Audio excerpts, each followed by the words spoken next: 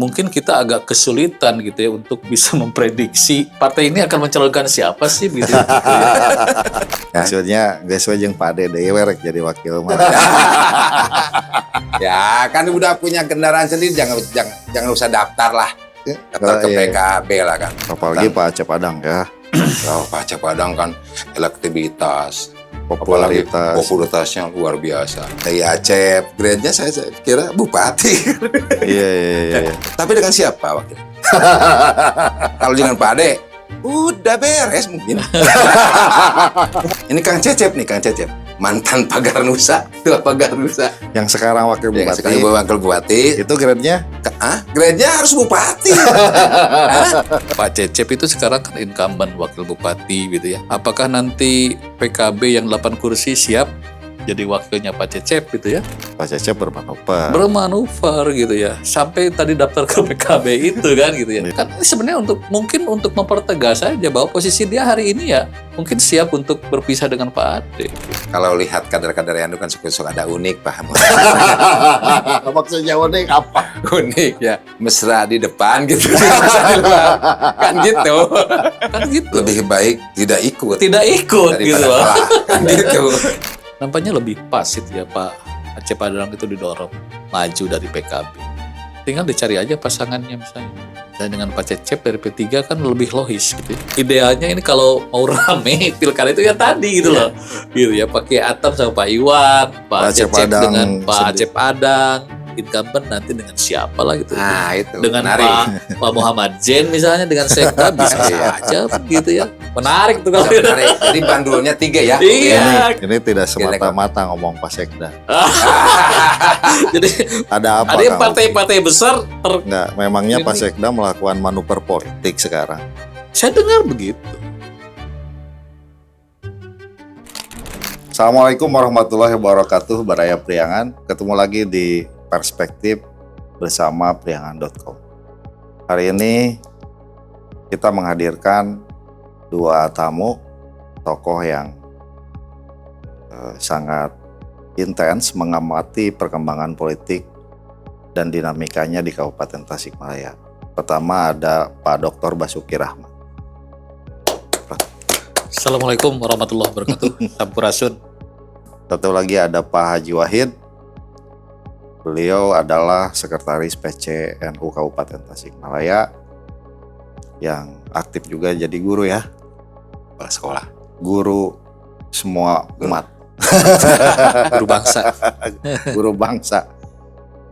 Dan beliau sangat mengamati perkembangan politik di terutama kader-kader NU yang hari ini mulai ramai.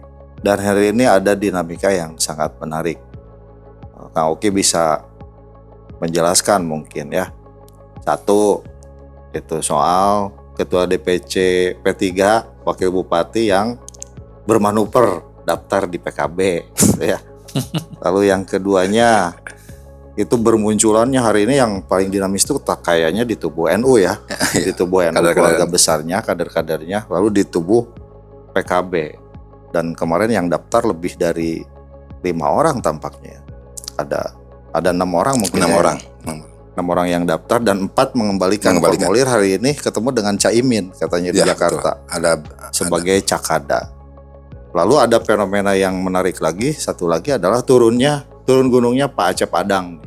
Pak Kiai Acep Adang ini cukup memberikan warna dinamika yang luar biasa tampaknya. Dari Kang Oki dulu nih. Jadi memang pilkada kali ini mungkin agak berbeda dengan pilkada sebelumnya gitu ya. Yaitu dari aspek dinamikanya. Saya melihat begitu. Karena memang ini kan kita baru saja melaksanakan Pileg pileg ya. dan pilpres gitu ya, dan belum usai sebelumnya tahapan itu gitu ya, kita sudah masuk lagi di perhelatan pilkada dan ini serentak di seluruh Indonesia gitu ya. Jadi sepertinya ini pemilu jilid 2 gitu ya. Nah, kenapa demikian? Karena saya melihat bahwa ini masih berkesinambungan antara pileg, pilpres, kemudian sekarang pilkada.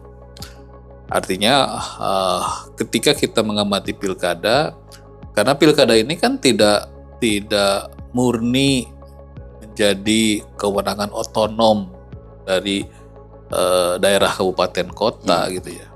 Dalam hal ini partai-partai di tingkat kabupaten kota atau di tingkat cabang itu nyaris tidak memiliki kewenangan politik yang penuh terkait dengan hal ini, karena semua keputusan tentang calon kepala daerah itu kan ada di DPP partai masing-masing gitu. Nah, kemudian saya membaca beberapa ketentuan yang ada di internal masing-masing partai, nampaknya hampir seragam bahwa DPC itu lebih kepada Penjaringan. panitia, Ya. panitia penjaringan saja, Administratif gitu lah ya. administratif gitu ya. Yang nanti itu nama-nama itu akan diserahkan kepada DPP gitu ya. Nah, sementara DPP-nya juga tidak memberikan kriteria yang sebenarnya yang seperti apa gitu ya, gitu ya. Nah, ini kan menjadi sangat memungkinkan gitu ya, jadi cair suasananya gitu ya. Nah, sehingga tadi ketika ada fenomena seorang ketua partai daftar di partai lain gitu ya, ini juga fenomena yang tadi menggambarkan bahwa memang sangat cair gitu ya. Artinya kompromi-kompromi itu mungkin terjadi gitu ya, lintas partai, lintas komunitas gitu ya. Bahkan ya non partai pun ya ormas seperti NU misalnya itu sangat mungkin gitu ya, ketika dia memiliki kader yang mumpuni, mungkin bisa dititipkan di partai tertentu dan partainya juga mungkin tertarik, itu sangat mungkin. Nah, jadi dinamika itu yang hari ini saya lihat sedang terjadi di hampir semua partai politik. Dan kenapa misalnya hampir semua partai politik membuka pendaftaran gitu ya. Yang menurut saya ini menjadi fenomena yang aneh gitu ya. Kalau dalam konteks partai politik kan. Karena partai politik itu tugasnya Iya, untuk mempersiapkan kader, melakukan kaderisasi calon pemimpin yang nanti akan dia sodorkan di dalam kontestasi pemilu, gitu. Nah, apakah kita bisa mengatakan bahwa dengan adanya fenomena pendaftaran ini bahwa partai-partai tidak siap dengan kadernya? Kan bisa saja seperti itu. Iya. Nah, jadi sampai detik ini mungkin kita agak kesulitan gitu ya untuk bisa memprediksi ini partai ini akan mencalonkan siapa sih gitu. Jadi kalau memang menjadi wadah pengkaderan kan sudah bisa kita prediksi, nah, pasti kadernya lah gitu ya. Kalau tadi di PKB misalnya pasti kadernya, tadi kan ada beberapa ya. Di P3 juga sama, di partai yang lain juga sama gitu. Saya kira itu yang menurut saya menarik dan dinamikanya sekarang terjadi gitu ya, bukan hanya di internal partai tapi juga di seluruh komponen atau elemen yang berkepentingan lah paling tidak terhadap pilkada ini. Baik, saya mau nanya spesifik. Lalu ada beberapa bacaan ya dari manuver Cecep Nur Yakin, Wakil Bupati, Ketua P3 Kabupaten Tasik yang daftar ke PKB. Ini kan ada banyak bacaan. Pertama, ini ada Cecep udah retak, nggak mungkin bersatu lagi. Yang kedua, tampaknya ada keinginan untuk menyatukan PKB dan P3 gitu untuk nyalon Jat 1 mungkin ya. Atau menurut Kang Uki gimana? Ya, tadi kalau secara normatifnya jelas lah, itu kan partai politik harusnya dorong kadernya sebelum dorong yang lain gitu kan. Nah, tadi asumsi awalnya itu gitu ya. Nah, kemudian yang kedua, bacaan yang kedua ya, karena koalisi ini kan bisa dilakukan dengan siapa saja gitu. Ya. Nah, barangkali apakah itu juga? Tapi nggak usah daftar juga ke partai lain kan, misalkan Kang Uki ketua partai. Ya, tentu kan setiap orang punya preferensi yang berbeda gitu ya. Oke. Tentu kalau saya ketua partai, saya tidak akan melakukan hal seperti itu. Gitu ya. Ini ketua partai loh, ini ketua partai besar, gitu Punya ya. kursi 6. Incumbent gitu loh gitu ya. Walaupun baru saja kursinya turun gitu ya, tapi saya kira tidak mengurangi kebesaran dari partai itu. Artinya kan lobby-lobby itu saya lihat sudah dilakukan sebenarnya kan gitu ya. Ada silaturahmi kan gitu ya. Tapi kenapa harus ditindaklanjuti dengan Taran. Nah, bacaan saya berarti tidak terbangun komitmennya, kesepakatannya. Dan kalau terbangun kesepakatannya mungkin oke lah, nanti kita sepakat untuk berkoalisi, nanti kita orangnya ini tinggal nunggu pendaftaran saja. Nah, jadi justru ya kalau dibilang aneh ya aneh sih kalau saya gitu. Tadi dari sisi kader partai lain daftar ke partai yang lain gitu ya, di sisi itu kan. Terus di sisi lain tadi menggambarkan seperti yang sedang mencari-cari gitu ya. Gitu ya. Dan ya mungkin bagi PKB mungkin ya menyenangkan gitu ya kalau melihat seperti itu. Artinya menyenangkannya gimana? Ya artinya kan partainya diminati oleh partai lain kan gitu. Tapi bagi P3 menyedihkan gitu. Gitu loh. Spesifik diminati oleh wakil bupati gitu ya. gitu ya. Dan itu kan bisa dikapitalisasi oleh PKB. Saya geser ke Haji Wahid. Di kader NU itu kan banyak. Ada yang banyak yang digadang-gadang lah. Di antaranya Pak Kiai Atam, Ketua PC, lalu ada siapa? Pak Haji Iip, Surya, ada Pak Acep Adang, ada Asep Muslim, ada siapa lagi? Cecep Nurul Yakin sama. Cecep Nurul Yakin. Gimana? Ya Bacaannya gimana? NU juga. Ya, memang luar biasa. Pilkada sekarang itu luar biasa. Beda dengan pilkada yang sebelumnya ya Pak Uki ya. Semua partai itu membuka dan memberikan kesempatan kepada bukan kader juga. Seharusnya kan dalam pilkada ini diutamakan dulu lah kadernya dulu. Di masing-masing partai mempunyai kader untuk maju di dalam eksekutif. Hal yang paling menarik sekarang tadi yang sampaikan Kang Uki. Ketua PT lu daftar ke PKB. Tapi saya punya pandangan lain dengan Kang Uki. Oke, gimana pandangannya? Pandangannya kan sebelum daftar ada pertemuan antara DPP P3 dengan PKB untuk cawapres. Calon perhelatan pilkada di daerah-daerah itu Caimin dengan ketua P3 itu. Mungkin merespon pembacaan Cecep Nurul Yakin itu adalah ingin menggabungkan bagaimana, apakah Pak Cecep ini jadi bupati, kemudian siapa wakilnya dari PKB, karena itu ada komitmen. Karena ya memang di tataran DPC hanya sebagai teknis aja. Kalau nanti penentuan ketuanya oleh DPP masing-masing, tergantung lobbynya masing-masing kan. Iya. Dan kalau tadi yang disampaikan oleh Jir tentang kader NU yang banyak masuk di dalam perhelatan calon-calon ya bupati dan wakil bupati, semuanya wakil bupati, belum ada yang mengatakan calon wakil bupati, semuanya bupati. Dan pada akhirnya nanti akan tereliminasi dengan saya grade-nya ini wakil bupati, saya grade-nya adalah bupati kan gitu nanti. Iya. Alhamdulillah di PCNU kader-kadernya banyak yang masuk. Ya kemarin di PKB itu kan yang daftar 5 orang kader PKB. Kayak Acep, grade-nya saya kira bupati. Iya. Grade-nya bupati itu kan.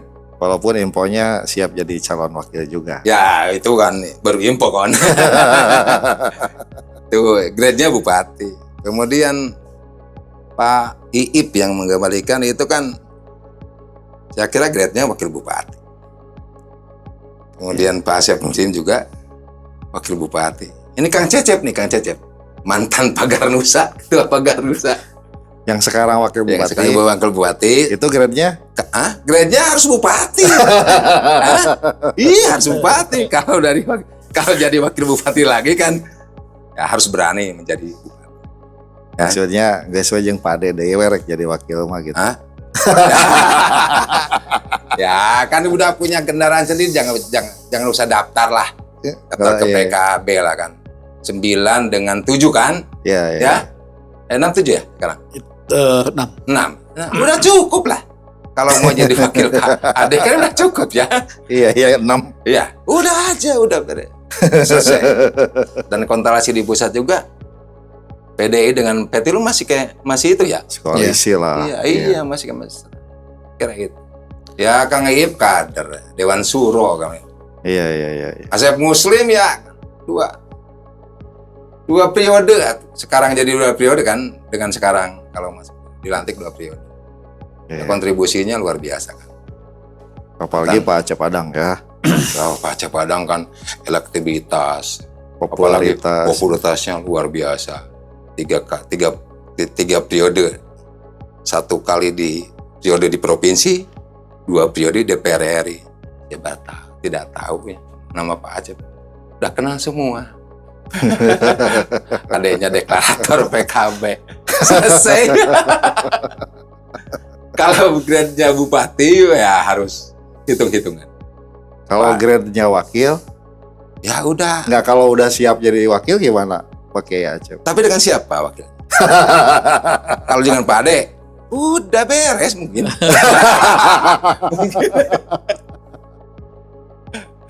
Oke. Itu Muhadjir. Saya menarik ini kenapa konstelasi itu, saya memang udah memprediksi ya. Ini Bandungnya ada di PKB. Ya, bacaannya gimana? Saya melihat dalam perspektif kepartaian ya tadi tentang fenomena PKB dan P3 ini gitu ya. Kalau tadi disebutkan bahwa memang di tingkat DPP juga sudah ada kesepakatan nampaknya misalnya untuk Jawa Timur misalnya gitu ya. PKB sama terutama P3 Jawa Timur sama, dan Jawa Tengah ya. Sama-sama gitu ya. Nah mungkin tapi kalau kita ini di Tasik ini gitu tadi kan kalau lihat kursi itu kan P3 6 kursi. PKB lebih besar kan 8 kursi gitu ya. Memang cukup untuk bangun koalisi gitu ya. Nah tapi kan problem itu bahwa Pak Cecep itu sekarang kan incumbent wakil bupati gitu ya. Apakah nanti PKB yang 8 kursi siap jadi wakilnya Pak Cecep gitu ya? Berpulang ke teman-teman PKB kan. Kalau dari sisi ini kan tadi lihat semestinya kalau menurut saya gitu biasanya partai yang lebih besar kursinya merasa posisinya lebih atas gitu ya. Kemudian tadi dari sisi personality misalnya gitu ya. Tadi di PKB banyak kok gitu ya kader-kader yang sudah qualified untuk si jabatan bupati misalnya gitu ya. Nah sehingga apa mungkin nanti bupatinya PKB wakil bupatinya Pak Cecep gitu ya. Mungkin. Lagi-lagi Pak Cecep menjadi hanya wakil bupati nanti itu ya. Nah itu kan apakah hanya ingin mempertegas bahwa dia itu sudah tidak akan lagi dengan Pak Ade kan begitu ya. Atau jangan-jangan ya masih solid aja sekarang juga ada Cecep itu. Ya saya nggak tahu gitu ya. hanya ya aneh aja gitu kalau saya sih aneh aja. Karena di gitu podcast yang lalu saya wawancara fraksi PDI Perjuangan. Saya tanya tuh bendaharanya, gimana ada Cecep? Solid sampai sekarang juga nggak ada masalah. Nggak juga lah. Nggak juga itu mah hoax gitu ya. Ya ada orang siapa lihat kok itu sekarang. Mana event-event kegiatan pemerintah daerah yang wakil bupati ini. Jadi ya kemudian ini dipertegas dengan manuver Pak Cecep hari ini begitu loh. Iya, jadi Pak Cecep bermanuver gitu ya. Sampai tadi daftar ke PKB itu kan gitu ya. Iya. Kan ini sebenarnya mungkin untuk mempertegas saja bahwa posisi dia hari ini ya mungkin siap untuk berpisah dengan Pak Ade gitu. Nah jadi ya kita itu akan lihatlah perkembangan di hari-hari ke depannya gitu ya. Tapi yang perlu juga kita cermati ini kan Kabupaten Tasik ini kan kalau lihat dari pemilu kemarin kan ada Gerindra yang pemenang gitu loh. Kita tidak boleh abaikan itu gitu ya. Karena dari sisi suara saja kan paling besar gitu ya. Kemudian juga masih ada Golkar yang stabil begitu ya. Gitu ya. Kemudian masih ada partai lain, PAN, PKS, itu juga saya kira mereka juga pastilah sedang mempersiapkan untuk di pilkada ini. Nah, cuma mungkin sekarang itu kalau saya istilahkan ya ibarat kopi itu yang masih dikucek gitu ya, belum canamper lah gitu ya. Orang masih komunikasinya kan masih jigjag gitu ya. Kemarin saya lihat ada silaturahmi Gerindra, PAN, Demokrat. Iya. Gitu. Ya memang sekarang yang belum kelihatan manuvernya itu PDIP kan sama Gerindra sudah lah. Baru kelihatan. sama Golkar ada silaturahmi. Golkar ada silaturahmi Golkar dengan PDIP kemarin gitu ya. Ya, dan inilah gitu ya. Saya kira memang ini yang akan menentukan itu kembali ke rumus pilkada sebenarnya itu ya. Popularitas gitu ya. Elektabilitas itu akan menjadi faktor yang sangat menentukan di dalam partai menentukan siapa kandidatnya gitu ya. Logistik juga. Ya kalau itu kan tidak terbuka biasanya gitu ya. Itu di bawah meja aja kalau kayak gitu ya. Tapi yang mungkin nanti akan dipertontonkan kepada publik ini, ini popularitasnya, ini elektabilitasnya gitu ya. Biasanya begitu. Cuma mungkin sekarang belum ada yang berani merilis survei. Iya. Gitu ya. Hasil survei mestinya mungkin di awal-awal sebelum penetapan calon itu ada survei yang menunjukkan tingkat popularitas dan elektabilitas seseorang gitu ya. Kemudian nanti biasanya setelah ada pemaketan, pemasangan pendaftaran, ada survei lagi tingkat kemungkinan pemenangnya siapa gitu ya. Ini yang saya sendiri kan tidak punya alat ukur atau parameter untuk melihat tadi kalau Pak Acep Adang betul kalau dari sisi pengalaman politiknya pernah jadi anggota DPRD Kabupaten juga beliau. Jangan lupa DPR pernah tahun 97. Pemanap itu? Bukan, Pak Acep Adang tuh pernah kalau nggak salah. Enggak, belum, tidak pernah. Pak Acep itu Coba dilihat lagi file. Pakai Acep itu kan calon wakil bupati. Sebelumnya sebelum waktu ada Jam Orde Baru itu kan memang pernah jadi calon gitu. Yang jadi itu Pak Manap. Nah itu dari Golkar itu. Oh iya dulu tuh. Itu Pak Manap yang. Oh iya. Yang masuk di kabupaten. Iya. Pak Acep itu masuk gelanggang itu pada tahun 2009. Setelah pilkada. Setelah pilkada 2006. Iya. Ya, Harudang itu. Ya Harudang. Iya. Bapak tim suksesnya ya. Oh iya. Jadi kalau sekarang itu jadi 2. Pengalaman 2 kali ya. Tapi mudah-mudahan benar. Ya kalau dilihat dari ketokohan memang tadi juga kan latar belakangnya beliau ini deklarator segala macam ya. Nampaknya lebih pas itu ya Pak Acep Adang itu didorong maju dari PKB. Tanpa menafikan yang lain gitu ya. Tinggal dicari aja pasangannya misalnya. Misalnya dengan Pak Cecep dari P3 kan lebih logis gitu ya. Daripada dibalik ya. Ya, gitu ya. Mungkin dibalik juga bisa saja sih sebenarnya. Hanya mungkin orang melihatnya karena Pak Cecepnya incumbent hari ini gitu ya. Sehingga itu yang menguatkan dia pada posisi untuk di nomor 1 gitu. Tapi ya saya kira pertimbangan-pertimbangan itu pada akhirnya ya pragmatis. Artinya pragmatis itu yang tingkat elektabilitasnya paling tinggi biasanya gitu ya. Gitu ya. Mana yang paling apakah misalnya si ini di nomor 1, ini nomor 2 atau sebaliknya dan lain. Hanya yang menarik juga ini incumbent juga kan masih kelihatan belum terbaca itunya arah koalisinya, kemudian juga nanti pasangannya dengan siapa ini juga belum kelihatan gitu. Nah, kandidat lain juga belum ada yang muncul secara ini gitu ya. Misalnya saja Pak Iwan misalnya gitu kan.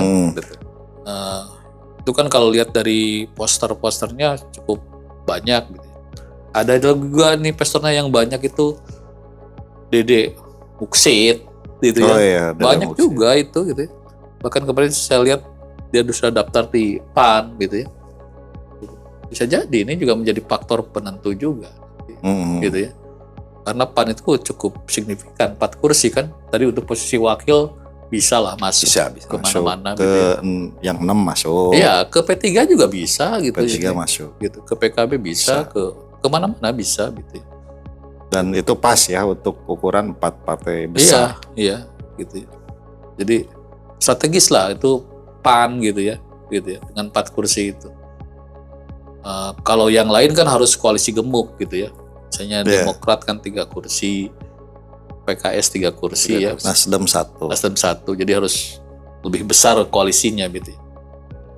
Kalau koalisi minimalis kan tadi PAN bisa masuk ke Golkar, bisa masuk ke P3, bisa masuk ke PKB, bisa masuk ke PDI. Iya. Dan hari ini gimana prediksinya? Nih PKB ini tampaknya seksi, makanya dinamikanya rame ketimbang partai lain ya. Gerindra nggak ada dinamika, ya relatif landai-landai lah gitu. Karena memang P3 apalagi ya, dia tidak membuka pendaftaran. kan kemudian Gerindra juga tidak membuka pendaftaran. Ya, 2 partai besar ini nggak, Biasanya kan tidak membuka. masuk juga membuka pendaftaran. karena PKB ini membuka sehingga Nah itu juga mestinya itu tadi kalau mau dibangun koalisi P3 PKB, mestinya PKB juga kadernya ada yang daftar ke P3 gitu ya, biar nanti inilah. kalau ini tampaknya P3 mengunci diri kan dengan hasil. Tapi raker sebenarnya apa? kalau lihat di Hasil PO rakerda atau organisasi apa yang namanya? terbaru gitu ya, yang baru keluar tanggal 23 April itu di PO organisasi P3 itu ya, itu sebenarnya walaupun memang tidak diwajibkan, tapi istilahnya dapat membuka pendaftaran gitu. Artinya saya kira belum terlambat gitu ya. Mungkin saja P3 kabupaten itu besok lusa juga bisa buka pendaftaran gitu ya. Artinya untuk membuka ruang dari PKB daftar ke P3 gitu ya. Jangan dari P3 aja daftar ke PKB gitu. Oke, geser ke Pak Ji. Gimana ini prediksinya? Kalau adu kekuatan dan adu kelayakan, prediksinya gimana PKB? Kalau ini Ya, kan spesifik kader NU lah. ada saya sudah akan meneliti kader yang dulu lah, Ya. yang daftar ke PKB, yang tidak daftar juga, yang tidak mengembalikan lah. Ya.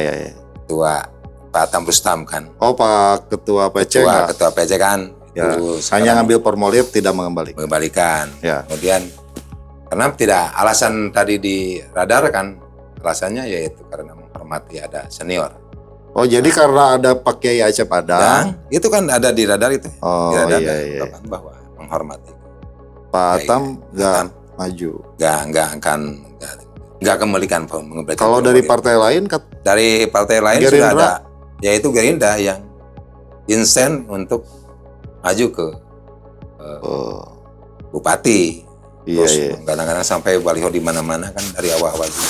Berarti ada kemungkinan Pak Acep Adang dan Pak Kiai Atam nih bersaing juga ya? Ya nanti kan apa yang dikatakan oleh Pak Uki, tergantung nanti DPP yang mau kemana ke arahnya kan gitu ada Ya kan akhirnya. kalau NU itu tidak kemana-mana, tapi ada di mana-mana. kalau Pak Kiai Atam kan harapannya kalau jadi itu grade-nya bupati lah, Oh iya. harus bupati lah. Jadi udah ngunci kalau misalkan peluangnya ada di Jet 2 nggak bakalan diambil kalau begitu. Sepertinya Pak Atam ngotot di bupati. Kalau Iya. yang tidak ya karena dia tidak ambisius ya. Yang maunya itu partai politik Gerindra yang terus mendorong untuk Pak Atam untuk menjadi bupati. Iya, walaupun belum ada kejelasan juga ya. Oh jelas, belum ada kejelasan dong. Sebelum janur melengkung. Karena kan proses juga baru proses. Ya kata Pak Uki masih kena ngocek kopi. Ya, Wajib. maksudnya belum ada statement gitu kan. Gerindra tuh tertutup kan ya, nggak buka pendaftaran. Enggak. ini Tapi kayaknya ada yang disampaikan oleh Dewan Pembina ketika itu akan disurvei bagaimana elektabilitasnya, bagaimana popularitasnya. Siapa yang ya lebih tinggi semua popularitas. partai juga pasti begitu. Iya. Tapi kan daya tawarnya saya bupati, Iya. wakil bupati kan tergantung hasil survei kan. Iya. Gitu ya. Tapi yang saya lihat sekarang itu memang dinamikanya berbeda dengan tahun yang berikut. Berarti karena ada Pak Kiai Atam, Pak Kiai Acep Adang dari Cipasung itu, Pak Atam tidak mengembalikan formulir Iya. dengan alasan menghargai seni. Iya. Itu di radar Pak.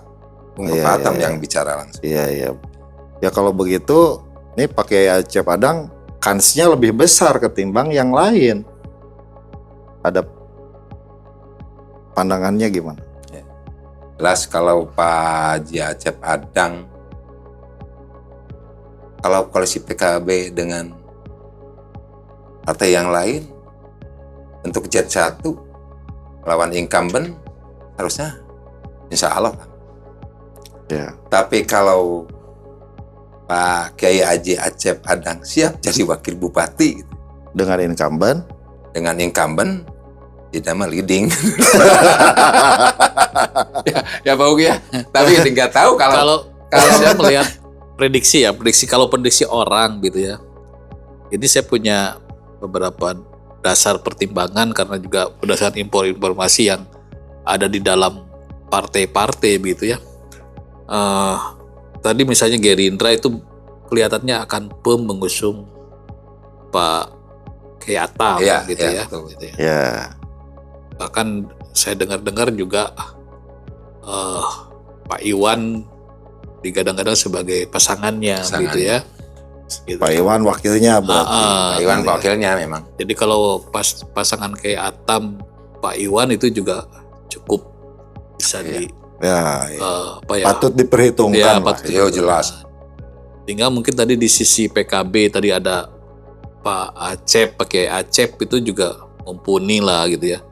Tadi kalau koalisinya dengan P3 kan tinggal siapa yang mau di nomor 1, siapa nomor 2 aja kan gitu ya. Iya, iya. Pak Acep Adang, Pak Cecep itu tinggal dibolak-balik aja tergantung kesepakatan. Itu kan udah menarik juga Iya. itu. Tinggal nanti incumbent gitu ya. Ya, tapi kan belum ada kesepakatan kata Akang juga. Makanya CNY daftar di PKB Iya. karena ya komunikasi itu belum ada kesepakatan. Betul, mungkin nanti kesepakatannya mungkin di siapa di nomor 1-nya mungkin Iya, gitu ya. iya. Gitu ya. Itu menarik. Tapi yang ini pandangan ekstrim nih. PKB koalisi dengan PDI. Bisa saja gitu ya. Bisa saja. Bisa Jadi saja. Tapi Pak Kiai Acep siap sebenarnya- di nomor 2 berpasangan dengan Pak Ade Sugianto incumbent. Wah, itu leading. Itu yang Kalau incumbent saya melihatnya begini gitu ya. Tidak semata-mata perhitungannya tidak semata-mata untuk memenangkan pilkada, tapi mungkin dia juga berpikir untuk ke depan gitu ya. Sehingga kalau masih mungkin dengan ya mungkin akan mencari teman koalisi yang relatif lebih apa ya istilahnya itu ya, lebih ringan begitu ya bebannya begitu. Kalau bisa kelihatannya begitu gitu. Itu opsi terakhir saya kira kalau incumbent mengambil pasangan dengan beban yang begitu sangat berat gitu ya. Iya. Gitu ya. Akan minimalis saya kira kalau incumbent gitu ya. Sehingga saya sepribadi ya idealnya ini kalau mau rame pilkada itu ya tadi gitu loh. Gitu ya, pakai Atam sama Pak Iwan, Pak Acep dengan Pak Acep Adang, incumbent nanti dengan siapa lah gitu. nah itu Dengan menarik. Pak Muhammad Zain misalnya dengan Sekda bisa saja gitu ya. Menarik tuh kalau Menarik. Jadi bandulnya 3 ya. iya, kelihatannya kan 3 pasangan ini. Kemudian PKB, kemudian Gerindra gitu. Ini tidak semata-mata ngomong Pak Sekda. Jadi Ada apa? ada yang Kang? partai-partai besar Ya. Enggak, memangnya Pak Ini- Sekda melakukan manuver politik sekarang. saya dengar begitu. Kan tadi saya bilang berdasarkan informasi ya. Tapi kalau tiga pasangan menarik Pak Muhajir. Oke ya, menarik ya. Iya. Bandulnya kan 3. PDI Perjuangan, pemenang kedua kan. Ya. Kemudian PKB kan, Iya, pemenang iya. ketiga. Gerindra, Gerindra, pemenang pertama. Bandulnya Pak. Nah, Hingga nanti kan apalagi kalau 4 kan, kalau publik kan lebih rame lah Lebih gitu. rame. Pilihannya banyak, ya. menunya banyak. bentuknya Tapi banyak. kehabisan stok figur. Nah ini masalahnya. Gitu ya, Kak. Dengan 3 aja udah semua sudah terakomodir. Iya. Kalau saya melihat yang daftar itu juga, taruhlah ada 4 di PKB itu yang daftar itu. Boleh jadi dibilang yang kedua ini kan targetnya Jatua. Gitu. Atau bahkan 3 ya. Targetnya Nah itu, Jatua. saya analisanya grade. Atau mungkin tadi kalau Ya kan ada misalnya kompromi lah. Bagaimanapun harus rasional. betul, kalau mungkin tadi nantinya Pak Acep Adang tidak jadi, misalnya kan PKB masih punya stok gitu ya. Bisa saja nanti Pak Cecep itu berpasangan dengan Pak Iip misalnya, Ya. atau dengan Pak Asep Muslim gitu ya, Misalnya. yang ikut daftar itu gitu. Ini Harapannya memang luar gitu. biasa itu PKB. Emang kena chemistry-nya? Nah, ini nanyanya ke sini. Kan ada chemistry kan? Chemistry-nya memang. Kalau lihat kader-kader yang itu kan suka ada unik paham. Maksudnya unik apa? Unik ya. Mesra di depan gitu. Mesra di depan. Kan gitu. Kan gitu. Unik Iya. kan. Jadi Chemistry-nya kan. kalau di depan mesra-mesraan gitu. Ya, Kalau di belakang? ya kan. Pak Muhajir juga kan. Nah kalau kita lihat ini, apalagi kalau kita hitung soal pesantren gitu ya. Tadi kan Cipasung begitu ya. Ya. Kemudian Pak Cecep Simbolnya kan punya juga pesantren di sana. Ini yang ini Huda kemana ini nih, gitu kan? Gitu. Pasca Pak UU itu gimana ini? Apa mereka off dulu gitu ya? Udah Atau- kan udah One Color Hamidah kan udah jelas lah ngedukung Pak Cecep.